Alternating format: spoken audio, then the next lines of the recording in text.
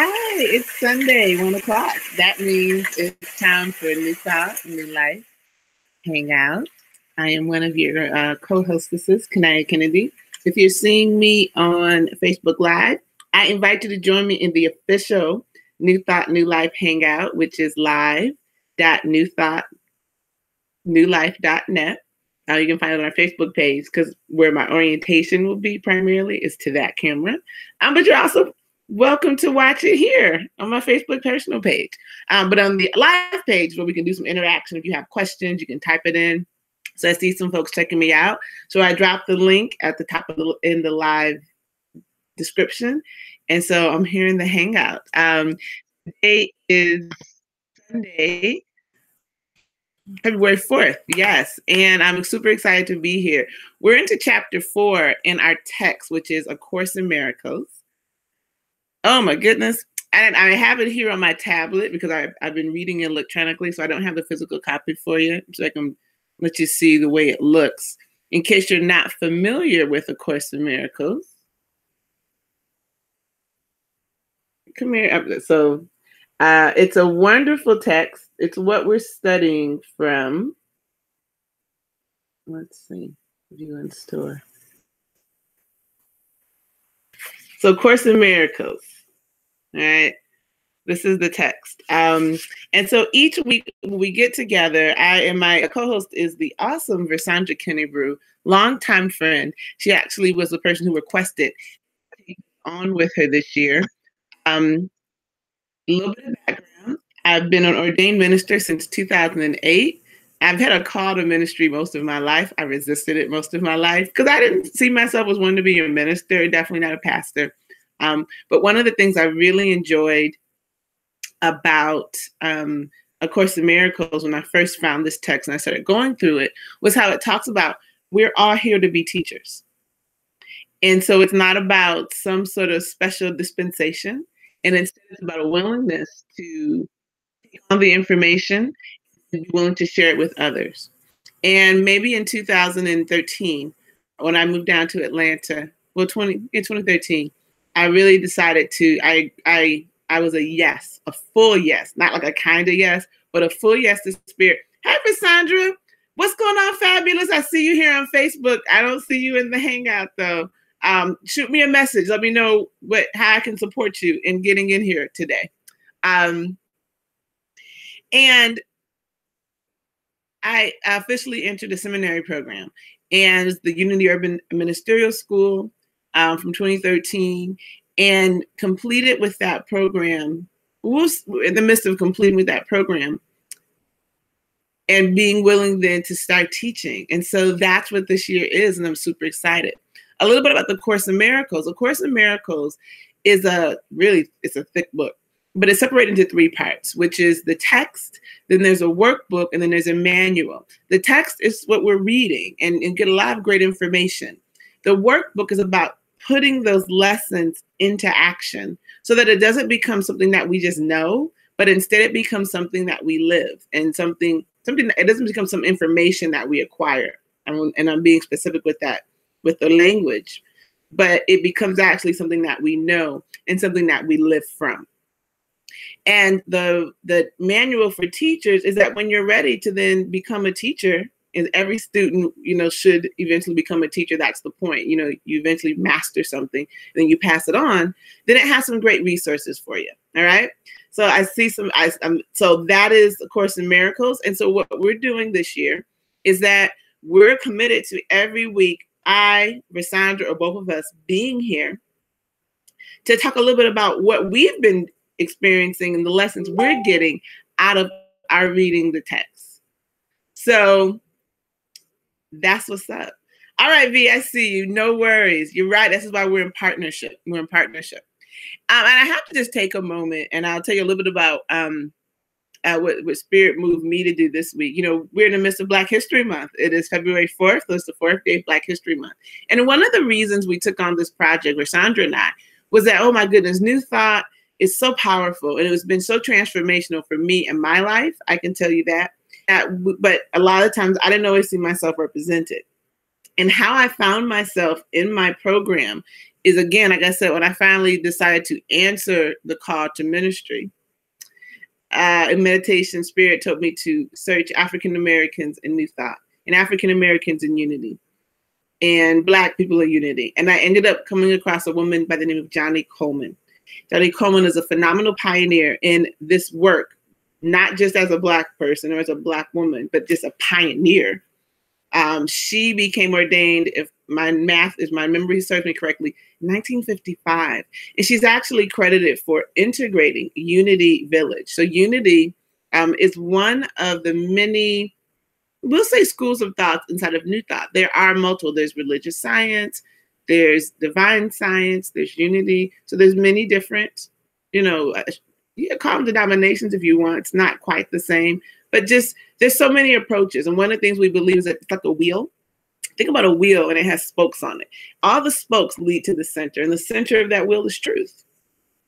And so whether or not you come down this spoke or that spoke or that spoke, it doesn't really matter, because ultimately we're all going to get to truth. And so we believe that there is one truth, there's one God, there's one power, there's one presence.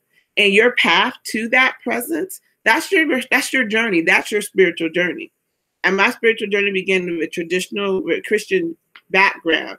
But a non-traditional, that I was Seventh-day Adventist when I was a small child. We were vegetarian, went to church on Saturday. We observed the Sabbath. My father, that was my mom. My dad was AME, African Methodist Episcopal. So I was in church Saturday and Sunday. And Friday evenings, we had like Bible study and fellowship. So it was really grounded in my Christian upbringing in the Bible, which is one of the reasons I actually ended up in Unity. Because as much as I took my own spiritual journey where I kind of left the church and then I started looking at different traditions, things like Buddhism and Kabbalah, just kind of was curious what's out there. I find myself back to something that's Bible-based, not because the Bible, in my opinion, is the only text. It's the text I'm familiar with.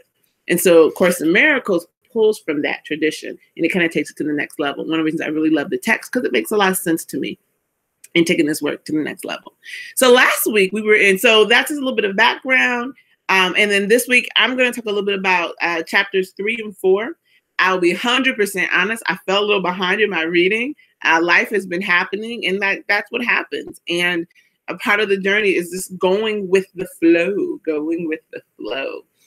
So in my case, I got caught up with the end of chapter 3, and I'm in chapter 4.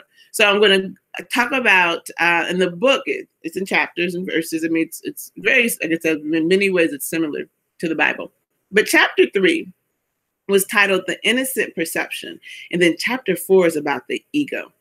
And what I love about this book, and as I'm rereading it, I'm like, oh my gosh, I'm reminded about how much I got out of doing this. And I first became familiar with A Course in Miracles probably in 2004 or 5, many years ago. And but I finally really got into it about 2008. Right around that time, that call to ministry was very powerful upon me. And I kind of accepted it half-heartedly the first time. Got ordained. I was, okay, so God, I got ordained. Boom, I'm a minister. The Spirit was like, you're funny. That's cute. You can resist it. But at some point, you're going to come do this work. And so that's where we are today. And then chapter 4 in the text, like I said, it's about the ego.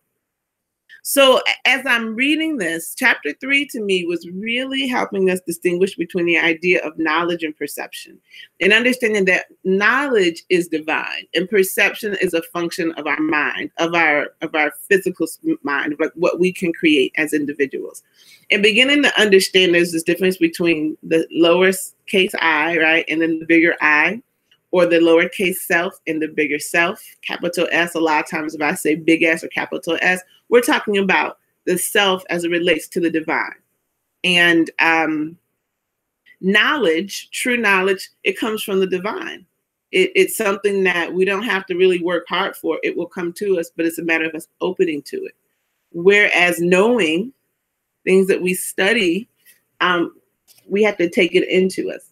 But until we get to that point where we're 100% open and we're just in continual communication with the divine, we'll do some study. And so that's why we have this course. And the course is about helping us get into our right mind. And right-mindedness leads us then to true knowledge, and then true knowledge is your access to everything that God has to offer for us. Okay? All right, great. So what's been with me about the text this week is talking about the ego. Let me back up. I know, right? So error and the ego, that's in chapter 3 when we first start looking at it. And if you missed last week, luckily we're recording all of these. I'm working with Versandra to get last week's lessons uploaded onto the Facebook page, which is New Thought, New Life Hangout. So that's the Facebook page where all of our past lessons and talks will be up there. So if you want to get caught up, that's where you go. And so the ego it's something we've created as individuals. So we were created by God. Almost any spiritual system you find will tell you we're created by the divine. So if we're created by God, there's an aspect of God in us. Thus, we are divine. And so inside of the Christian tradition, what we get is that we're sons and daughters of God. And I can tell you that if I'm the daughter of a king, that makes me a princess, and essentially I'm going to inherit the kingdom, right? It's already mine. It's really just a matter of when I come into my own. Like, that's how it works. So that's truth. Boom. You are divine because you are a child of the divine. You're a creation of the divine. But the ego creates this alternative reality that somehow says I'm not, or I'm unworthy, or that I have to prove myself worthy of my birthright. That's insane. If I was born into it, it's mine naturally. All there is to do is claim it. Now, you could be a princess, but not believe that you're a princess. And so that and then you don't act like one. But that's a perception issue. It has nothing to do with the reality of who you are. So when you get the truth is that we're divine, and that anything that says you're not is a creation, that's your ego. So the ego is what tells you you're unworthy. The ego is what tells you you're bad, you're wrong, you can't do something. But the truth is that as a child of the divine, you have access to everything. It's already yours. But you have to know that. Not believe it, you have to know it. And so that distinction between knowing something and believing. Believing is very powerful and it's important, but knowing is unshakable. It's foundational. So when you know what you know, I know, that I was born in Detroit, Michigan. It's like, you could come and tell me, no, you were really born in Louisiana, and I would think you were insane because I know what I know, right? Then there are things that I can believe, and things that you believe, things that are created by your ego. This is how you kind of sometimes know the difference. They're open to interpretation. Well, I don't know. Well, maybe let me think about it. There's a lot of thinking involved and contemplation. As we talk about in the text, there's judgment, there's assessing, there's ranking. All of that is ego-based. When you're operating from spirit, when you're operating from knowledge, if you all know we're all children of the divine, you know we're all equal, we know we're all connected, we all come from the same source. So there is no separation. There is no you versus us. There's no them. It doesn't exist. But then how do you account for differences? How do we account for the fact that I don't look exactly like my friend Versandra here? No. But you're talking about things in the physical realm, things that we can touch and taste and feel and smell and see. These are all things in the physical realm. This is the conversation of the spiritual realm. And so this bodysuit, the skin suit that I'm rocking, that could occur, right, from a perceived difference. It's like, is water any less water if it's in the form of rain? Is water any less water because it's in the form of a cloud? Is water any less water because it's in the ocean? No. Water is water is water, but it can be in different forms. But does it make it, is the ocean water better than the lake water? It's just a silly concept, right? If you think about it. And that's the same thing here with us. Does a Kanaya spirit expression, is any better than a Versandra? No, they're just different. They're just different. And so that's where we are. But the ego will have you thinking that the difference means something, and that the difference in the expression is a justification for why one is better than another. And we judge it based on everything from socioeconomic status to our look, to our skin tone, to our political beliefs, all sorts of things. That's all illusion, and that's all ego. So when we start to know that we are one, that we are the same, then what happens as we get into chapter 4, which is all about the ego, then you begin to realize, and I'm sorry, you're doing the workbook exercises. So this is where the workbook comes along, because it starts to tell you, like, we can do joint perception. So like I can look out at the world and see, for example, I drive a Jeep. And so I see this silver Jeep. I think this is the best car on the planet, mind you, right? And there are a lot of other Jeep owners who also believe Jeep's the best car on the planet. But that's not a reality. It's a perception. So we can have shared perceptions. So a lot of the things that exist in the world are simply shared perceptions. So then what's your power over them? Because we're all powerful as children of the divine. Well, the first power is knowing truly in your mind that this is all illusion. And see, that'll mess with your mind. That's how come doing the workbook exercises is so important, because things occur as real to me. Listen, my phone, this occurs as a real thing. Like I can touch the phone, I talk on the phone. My computer occurs as real, right? This tablet, it's fabulous, occurs as real. But these are things we made, they're creations. If you were to go into the spiritual realm, I don't think this tablet would be there. So it's temporary. And so the litmus test for reality would be that it's eternal. Our spirits are eternal. This tablet is not. As awesome as it is, it's not eternal. So, all right. So we move beyond perception and into knowing. There's a quote, and it talks about we in Christianity, they say, we'll say many are called, but the chosen are few. But the reality is that everyone's called, but very few choose to listen. Right. And so as I move beyond perception and I'm seeking knowledge, that becomes the journey. And ego, all right, gets in the way of us knowing truth. Because truth is, I'm looking for a particular highlight. Truth is a threat to the ego. Your ego is the source of things like low self-esteem and feeling unworthy. So if the reality is that you are worthy, you are divine, you're a child of the divine, it flies in the face of everything this world tells us. This world is a creation of the ego, and is a shared creation of all of our egos agreeing on this shared reality. So my role here as teacher, as minister, right, is to begin to have you consider, what if you just stopped participating in that shared reality? How would your life shift? If I stop believing, or when I stop, it's not even if, when I stop believing that there is something wrong with me. And when I say wrong, I mean, I don't, for most of my life, I never fit into the mold of the environment in which I found myself in. So whether that meant being a resident of the city of Detroit proper is what I tell people, because most people would say, you're not from Detroit. You're not from Detroit. You must be from the suburbs. Now, being a person born and raised inside of the city of Detroit, I'm like, well, no, I'm from Detroit. They're like, but you don't seem like you're from Detroit.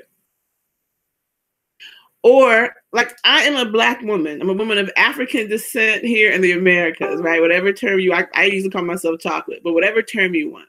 But I like things like classical music. I grew up playing classical piano. I took ballet lessons. I enjoy classical music. And for many years, people would be like, Black people don't like that. You're not. I had my Blackness questioned. So I could give you many examples of, or outside of the Black culture, I go to like the larger culture of America, well, that's un-American. Like, I don't know what that means. I'm an American. So therefore, if I do this, this is American. So, but my experience growing up, as a young person, I didn't want to be out. I wasn't a rebellious young person. And people be like, this is what teenagers do. Well, I'm a teenager and I'm not doing it. But I basically began to take on this belief that there was something wrong, that I was weird. Oh my goodness. And walking around feeling weird and different and bad and wrong, the ego loved that. Because if I feel that I'm different and I'm bad, I'm wrong, I'm strange, and that no one, if they really knew who I was, would like me, am I going to be out here? Oh, look who's here. Ah, baby, what's up, baby? Because I'm so excited. We are difficulty has been handled, and Miss Sandra has joined me in the hangout. What? Hi, Miss Sandra. What's going on, partner? Yeah, I'm just talking today. This was it's just been an interesting experience. Like getting so clear about the power the ego had over me, and understanding when we become aware of it, it's like it's scary because it's like, oh my gosh, this has been running the show. Yes. And it's like, so I've been sitting here on a gold, like I've been sitting here on a platinum mine. It's not even a gold mine, or is it titanium? Like whatever, like, you know what, Black Panther's coming out. I'm sitting on the vibranium mine, all right? And I'm over here feeling like I'm broke, figuratively and literally, thinking that there's something wrong with me. And I literally am in possession of like all the greatest treasures on the planet. Yeah. That's crazy. And so that is what was present. Like as I'm just reading The Illusions of the Ego, which is the title of chapter 4, as I was looking for the title. And I just got present to the illusion that the ego had running over me for the last at least 32 years. Because of when I took the time to really go back to the last time I felt my authentic self of what I know is like who I am, I was very young. Yeah. But I remember that. And inside of this work, one of the things if I'm working with someone, if I'm coaching someone, or working with someone on their journey, we have to go back to remember before the ego, before the world got into our head and had us believe in this foolishness, we know truth. Yeah. And girl, so that's what I've been present to. Like, wow, it's been running the show, and I've been in a survival game, like a death match with this ego, trying to like get back to truth. But since I have you here, talk to us. What has your week been like? Because I'm so happy you're here. It's been the same, very much the same. I have decided in this week that I am not allowing the ego to control my life, and that led me to go and sign up for Peace Corps. And I am actually going to Africa for 2 years in October, breaking free of the ego. Oh my gosh! I signed on the dotted line. I got my great recruiter that helped me with my whole process of the application and everything. And I'm like, I am not staying still. I am going to explore this big, giant, humongous, amazing world. And I'm starting in the motherland. I love it. Girl, do you know the Peace Corps has called my heart? You should go with me. I was working at Kaplan after college. I didn't know what I was going to do. And the guy I worked with, when he was going to the Peace Corps, I'm like, what is that? And when he told me, I was like, that's a thing? Well, it already has me traveling, doing the, traveling. Girl, listen, we're going to talk about this off. This is the hotness. Yes, I'm going to be doing public health there, helping the women with HIV and AIDS prevention and sexual health education, nutrition, and supplementation. All of that is my role, and it's all what I love and what I have a passion for and what I'm already doing. See, this is what it looks like in real life. Y'all, this work is not about theory. Yes. It's like you get it, you understand it, then you take and then when you take the action, when you do the work, the way becomes clear. So my question to you, V, then is like, can you just take a moment and share like the unfoldment of those steps? Like, okay, I'm doing the work. Like, what happened in your life Can you shift a little bit so that window's not right behind you because you're in the shade? Yes. Now we can see you better. Awesome. Good. Can you share what? And if you guys want to see Rasandra, I'm just speaking to Facebook, you got to go to live.newthoughtnewlife.net. And that's where we're in the Hangout. And it's a little different experience opposed to looking at me talking to a camera. But yeah, like what was happening in your life such that you ended up making these moves? Well, it was mainly just some self-reflection. You know, the beginning of the year, everybody does this whole thing at the beginning of the year or at the end of the year where you reflect on the years before and you look at your productivity. You look at, for me, I look at my mission statement. I look at what it is that I'm here on the planet to do. And then I look at, well, how do I want to manifest this throughout this new year? So I was kind of in those stages. You're moving through January. We're going through this wonderful lesson in text. And I'm doing the exercises. I'm seeing myself. And one of the key things is know thyself. Mm-hmm. Know yourself. You have to dig in. And where is myself? I started beginning to think about the origin of all humanity, all people in Africa. And I know that according to, you know, my church, you know, my spiritual center and people that are around me with this whole strong Pan-African feel and so many people know so many things that I don't know. You know, I just have so much to learn. Mm-hmm. And so I began to think about, you know, I've been trying to do some traveling to Indonesia. That was one of the places that initially moved me to the site. I said, let me just see if Indonesia is on here because I want to go to Indonesia. But I saw all these African countries. I'm like, I want to go to Africa too. And so I began, you know how the ego will put thoughts in your mind and say, oh, you can't do that. You know, where do you have the money to be able to go away for 2 years? Mm-hmm. What about your business? What about this? What about all of these what abouts came to mind, and I was able to basically use the exercise. These things have no meaning. They don't mean anything.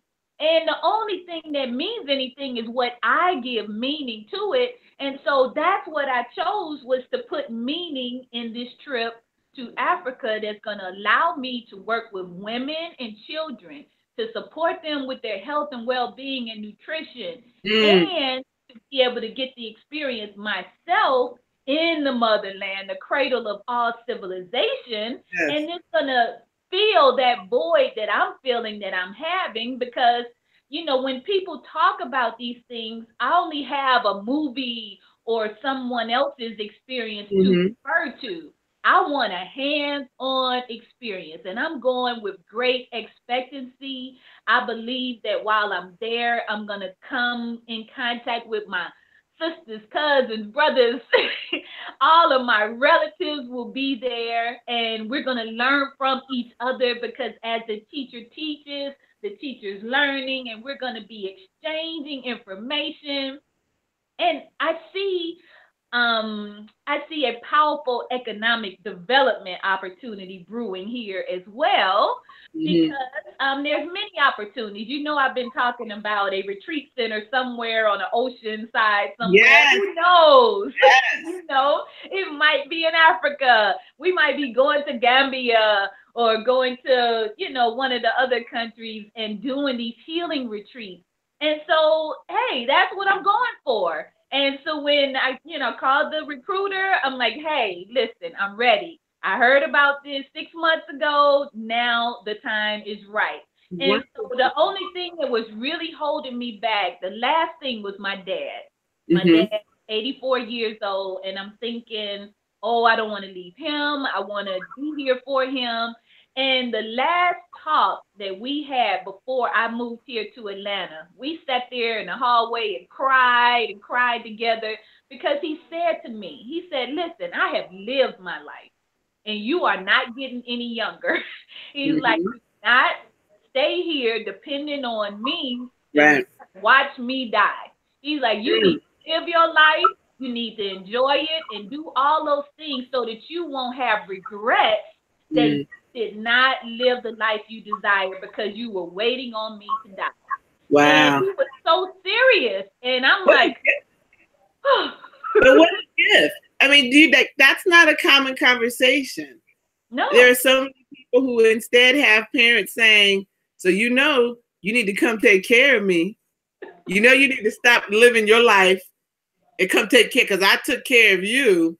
And Yes. at the age I am, the age you are, there are a lot of people I know who are dealing with that thing right there.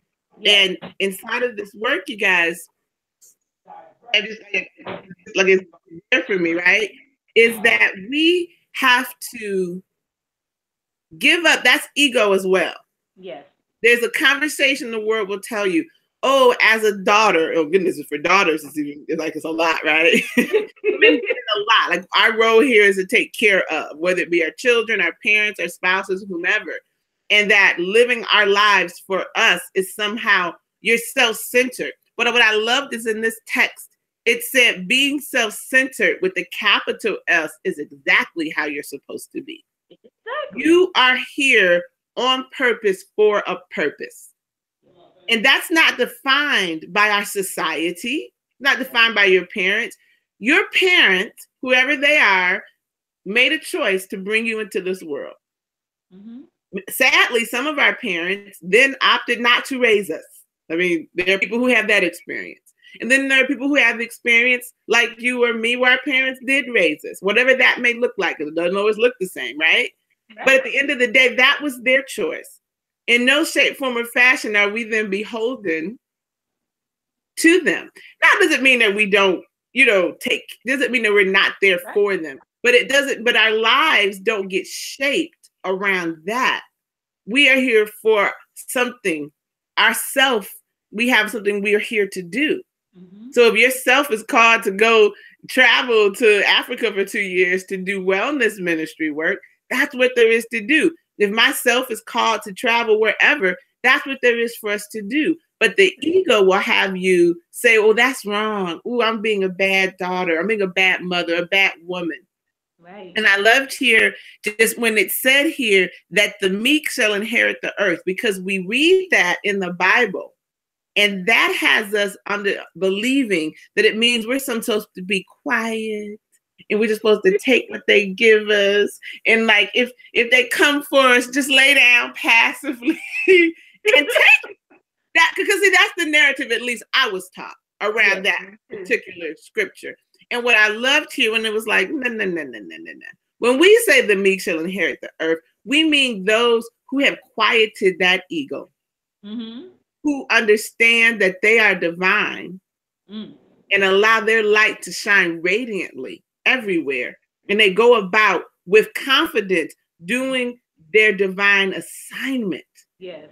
So you're meek in this egocentric way of being. Yes.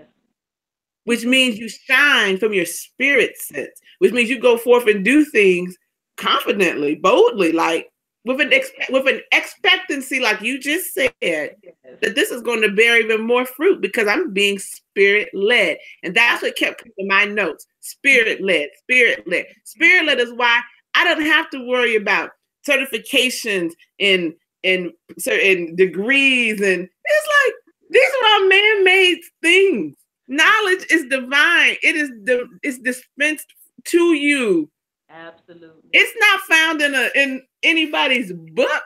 And it doesn't mean don't go to school, but it's understanding. If at any point something I read in a book conflicts with what my spirit tells me, baby, I'm going to go with the spirit every time. I'm going to bet on spirit. Right.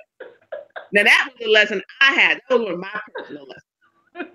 Okay. So this is so exciting. All right. So wow. Okay.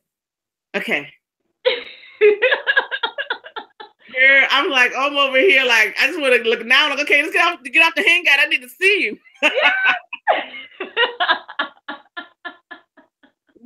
To me, okay. So what else is there for you this week? Anything else? Well, there's a whole lot more, and I will share that with you offline. But I can tell you this is that once I made that decision, I'm also in a transition period in as far as where I'm living and stuff. So, I was able to move forward with that, get a deposit down, all those type of things. I started finding things that just showed up, things that I needed but thought were not in my reach or whatever reason that the ego was putting in my mind, they began to open up. And that just really blew my mind. As a matter of fact, I'm going to share this one because this is the next month thing. But State Representative Terry Anulowicz came to visit the organization where I serve at. And she came with this whole thing acknowledging people who are doing national service. And there is a National Service Recognition Day coming up April 3rd. But she came to me and told me after our presentation, because I did the whole flyer, social media, everything, inviting people to come and all that kind of stuff. She told me that she is actually going to bring me and the team of other Vistas, Volunteers in Service to America, to the Capitol, to Georgia Capitol, to come down for our recognition, receive our resolutions from the governor and from the state representative there. And she's like, you'll be on television and everything as you come, and you'll have a moment to say something regarding receiving this, because she was overwhelmed with the fact that we do this and sign up for an entire year to serve, this youth development corporation, bringing our skills and gifts and talents. And she's like, you should be recognized for this. And so I'm just feeling really good about that as well. So it's just really an extension of what I'm already doing, taking it to a whole nother level. And I just can't wait to see what else is going to show up. My other miracles abound. They are everywhere. It's called A Course in Miracles. So, like, the whole point of this, when we say new thought, new life, literally, it's like, I don't have my book with me, but it says, change your thoughts, change your life. Yes. Whatever it is whatever it is you believe will manifest itself in your life. It's just that simple.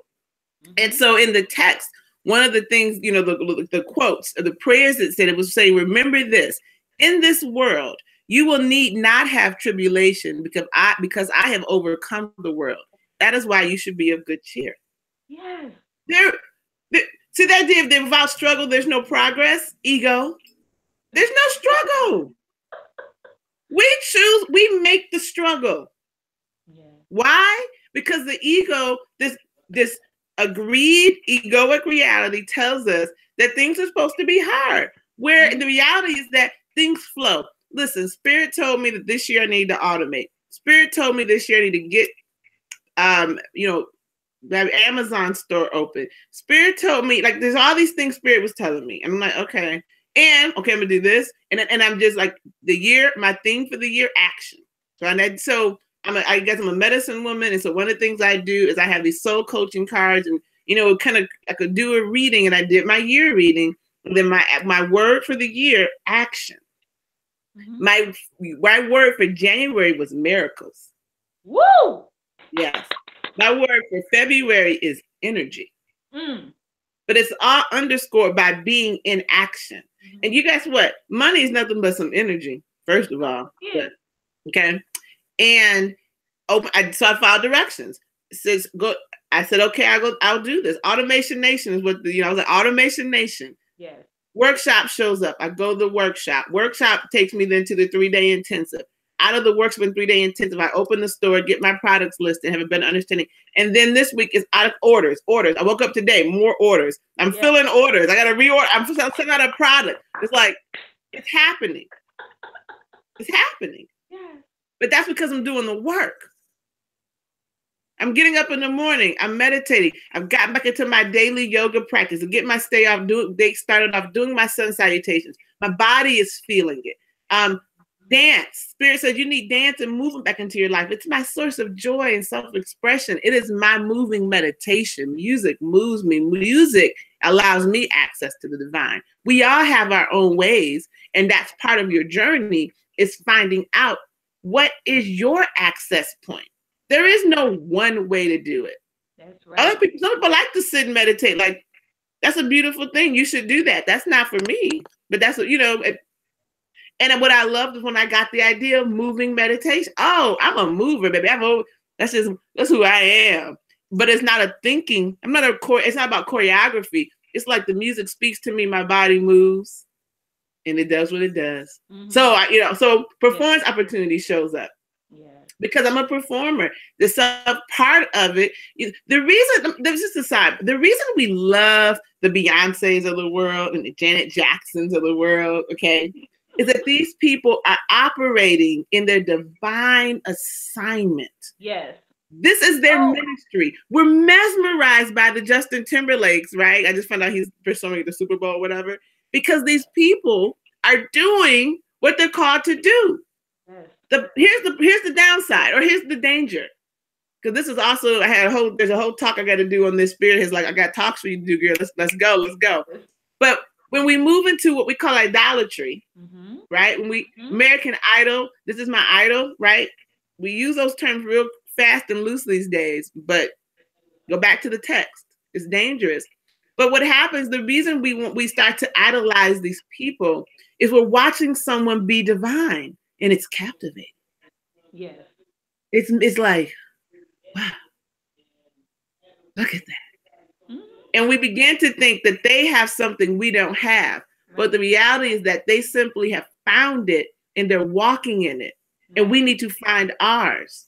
You have yours, I have mine. And if you find it and you walk in it, there will be no tribulation. That doesn't mean there won't be stuff that happens, but you won't be troubled by it. Things will happen, like, oh, that just happened. Right. Interesting. Okay. And you just pivot and move. Life will throw quote unquote challenges. For me, one of the challenges was like this health challenge, right? And I was sitting here resisting it and making it bad and wrong. Making myself like there's something I'm doing wrong that I'm having this experience. Mm-hmm. And it was like, can you stop, like get off of this egoic conversation that because you're walking in spirit, like everything should be like skip through the daisies, mm-hmm. and get that there's nothing wrong. This is just an experience that you're having so that you can be a better medicine woman and coach and minister to the people you're going to serve. Mm-hmm. That's it. Wow. I mean, I get it. You get it intellectually, but then you're experiencing things in your body. And it was like, so just do the work you know to do. And in the meantime, go get some medicine to feel better.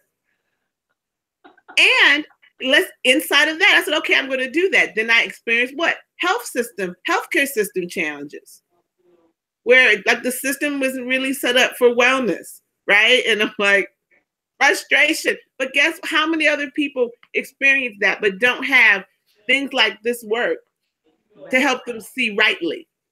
Yes. They're just stuck in, I don't have access to healthcare, or it's not expensive, or the healthcare that I have access to isn't serving me. I'm paying all this money, but then I try to go to the doctor to get help. And it's like, I can't take it. Right. Spirit's like, this is all part of it, because this is a ministry that I have. As I'm going through this deep detox and cleansing, all this stuff is happening with my skin. I'm like, well, I don't want to go out in the world looking crazy with eczema. So I'm going to hide until I feel better. It was like, no, that's not how this works. and I had to it was like, you have been in the industry of beauty since you were a little girl. I did my first beauty pageant at like 12. And before that, I still loved it. Like, what I loved about Barbie was like her fashion, and she had all these careers. Like, right? And I was like, if you don't put that enduring performance on your face, when you need to go out to the world and put on this face of togetherness, there's no excuse for not doing my work. There's no excuse for not doing your business. Mm-hmm.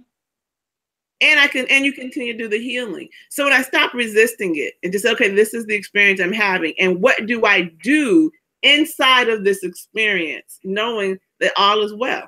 Mm-hmm. And then the actions become clear. And so I'm taking the medication, it's feeling better, productivity through the roof, right? Now everything is starting to manage itself, but because I just stopped resisting. Right. and saying that it shouldn't be this way. I shouldn't have this experience. There's no should. It just is. This is what's happening right now. Oh, so what do I do with that? Oh, okay.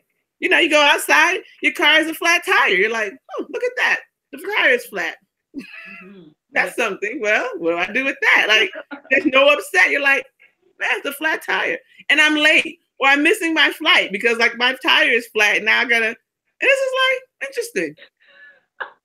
This is what's happening now. And this is what's happening now. And this is, to me, the power of this work is to be able to not be troubled by whatever life throws at us. You be like, time to pivot and move.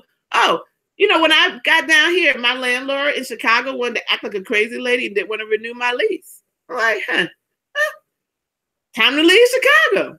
Boom. Got my Jeep and rode down to the A. Or I could, you know, I could have remained in a frustrated, why me? Why is she doing this to me? Yes. But I could also say, I wonder why this is happening. What's there to learn? What's there? And not asking myself, little me, asking myself. Yes. Fine, yes. Because when we ask the God why stuff is happening, you girl the answer, you'll be like, oh, that really? It's like, yeah, that's why. Oh. Okay. Exactly. Okay. Exactly. Yes. Anything else that from like this week's reading that like jumped out at you that you want to like, we got to get it in. We got a couple minutes. Well, there were just a few things, and thank goodness you already mentioned most of them. But I did want to touch in the illusions of God, the illusions of the ego, just because we are embarking upon teaching and sharing. I just wanted to read this area about the right teaching and right learning. And it says, a good teacher clarifies his own ideas and strengthens them by teaching them. Teacher and pupil are alike in the learning process. They are in the same order of learning, and unless they share their lessons, conviction will be lacking. This is what we're talking about right now. We're sharing our lessons. A good teacher must deliver in the ideas he teaches. He must meet another condition. He must believe in the students to whom he offers the ideas. And this is a great place to bring home the fact that we might be here sharing information that we've learned, we've read, we've experienced, we now know in our heart of hearts, but it's all about the pupil. And we believe in you. If you are watching this in the replay, if you're watching it live, we believe in you. We believe that you are ready for the truth. We believe that your mind is open, you are receptive, and you have your arms stretched out, and we are here at this divine appointed moment in time because it is meant for us to teach and be taught, and teach and be taught, and vice versa. And so this is why we commit to this each and every Sunday. We could be doing all kinds of other stuff. Believe me, I just got out of church and served, and I ran home, and I got here to do more because I believe in you. So stick with us. Get the text. Read the text. Don't be lazy on yourself, because it's not hurting me or Kanaya if you don't do the lessons, you don't read the chapters. It doesn't hurt us at all, but you will be doing yourself a disservice if you miss out on this opportunity to go inside, to discover your true self with a big S, because that is there for you. It never left. It's been there since you were born, but just life, the matrix of life will put these grid lines, I can't this, you'll never do this, all these things put those grid lines and make you feel as if you're in prison, but you are now in a place where you can be free in an instant.